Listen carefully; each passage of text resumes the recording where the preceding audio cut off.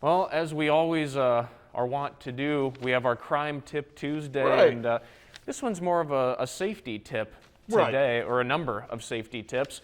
School's back in session, kids are walking, busing, or riding their bikes Exactly. into class. And that was kind of what prompted me to think about this. Obviously it's fall and we're getting closer into colder weather and stuff, but right now we see lots of people on bikes. I mean, I had 4 people that were beside me when I was coming into work today.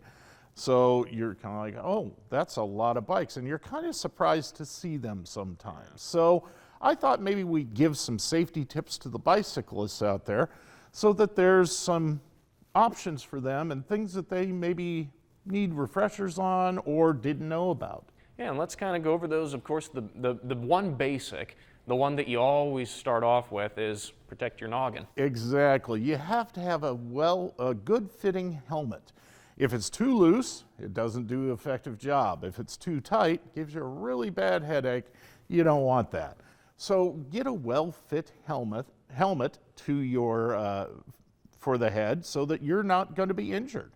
Yeah, certainly a worse headache if you don't have Exactly. one. And then as important as the helmet fit is, of course, the bike itself is key Always there. important. If you can't put your toes down while you're, on the bike, there's a problem.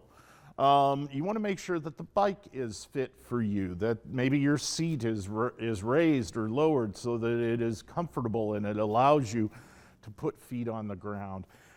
Perhaps even how your handlebars are set, depending on the bike. So make sure that the bike is fit for you. If it's too small or too big, probably need to look at a different size bike. And one that's in good working order. Exactly. Always check your equipment. Check the tires. Make sure that they're inflated to the right level. Make sure that your brakes work. Always important. Also, make sure if you're out and about, here in Lincoln, we have headlight, taillight rules. So make sure that you're following those and that they're working. Yeah, because you obviously want to make sure that you're visible out there, and Exactly. you want to be paying attention, have that head on a swivel. Exactly. So the whole thing is about being seen and being able to see. You, as a bicyclist, need to be aware of what's going on around you, being aware of it, seeing what's coming your way, and you need to be seen by the other motorists, i.e. wearing reflective clothing of some kind or very bright clothing. Not good to wear dark clothing later at night, for example. Bad. Yeah. I can't tell you how many bikes I've seen that are dark bike with a dark figure on the Yep. bike that you think, oh, wait, there's somebody. And then it kind of goes into the next tip of always being alert. Always being aware of what's going on around you. Because you have just as much responsibility to make sure that you're aware of things in the road, perhaps hazards, stuff like that. You want to also make sure that you're aware of the traffic that you're riding with. And then we sort of touched on this already, but when it's nighttime, maybe not the best time to be out. If at all possible, avoid riding at night. Now, I know there's a lot of people that need to be out and about, but at night you're significantly more increasing your chance to possibly being hit by somebody.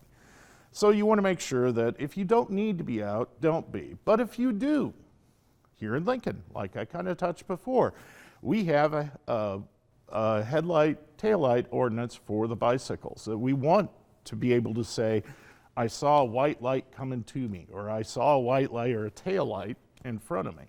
It's always good to have as much safety equipment that you can so that you're going to be seen if you are riding at night.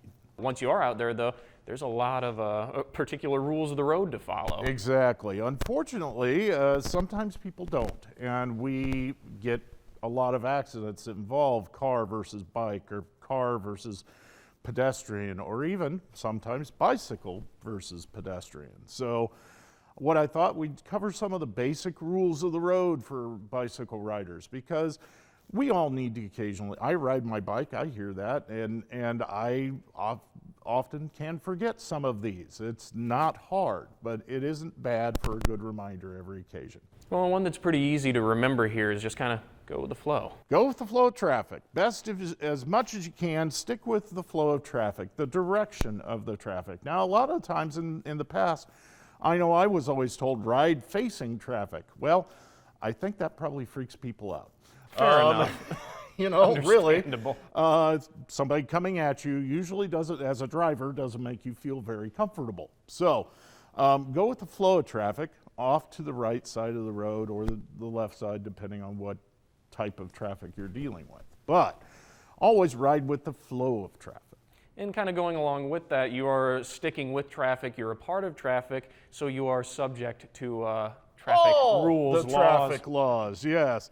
You know, here in Lincoln, we often, unfortunately, have a lot of red light violations. We have a lot of stop sign violations.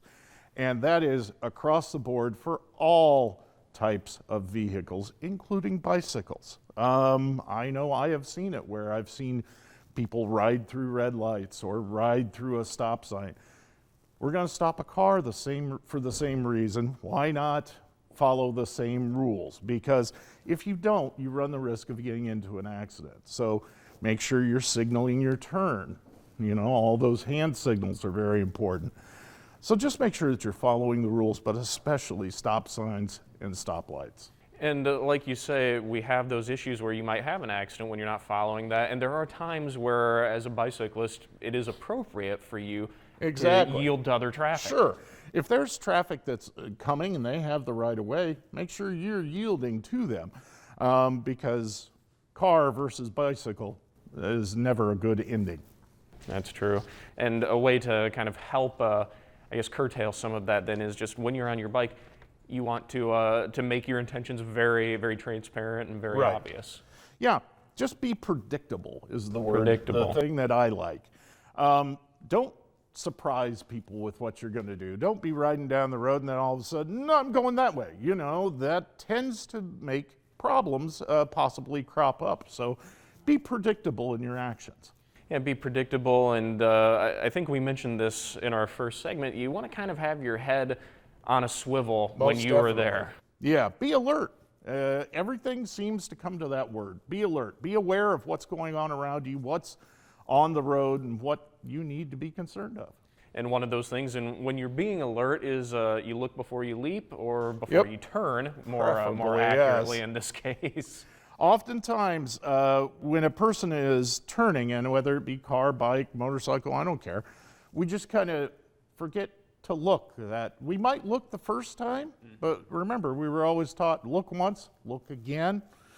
Well, make sure you're taking that second glance, even if maybe that first glance, where you think, well, it looks clear as you're coming to the intersection, but there could be a car that's coming that you can't see because of the profile of the vehicle, or the cars that are parked alongside the road are blocking it. And speaking of those cars that are parked along the side of the road and things that you might not be able to see, that's just because a car is not in motion, it doesn't mean that you can let it go out of sight, out of mind. Yeah, it's always good to anticipate that there could be somebody in parked cars. You don't know when they got there. You're not sure how, if there's a person in it often. So you want to make sure that you're giving them a wide berth. Give them a good doors width, open doors width away from the car. For obvious reasons. Yeah, so they don't open the door and take you off your bike. Yeah, that's something that can definitely work in funny movies, but in real life, it has some consequences you're not going to want to experience. Yes, it is. It is usually not a good ending, shall we say. Well, and ending, of course. We have reached our ending, and then we've gone through all of our tips. Those are from the National Highway Traffic Safety Administration, I believe you said. And good stuff to keep in mind. And you can always go to their website as well to refresh yourself for these tips and other tips. Yeah, I'm sure they've got plenty of things to. They do. I mean, safety's in the name, so. Exactly. Well, it's almost still that time of year to be out riding bikes. We've got a little bit more of it, so why not bring the year to an end with safety? Yeah. Exactly. Make sure we all go home in one piece and in a safe manner. Good words to live by.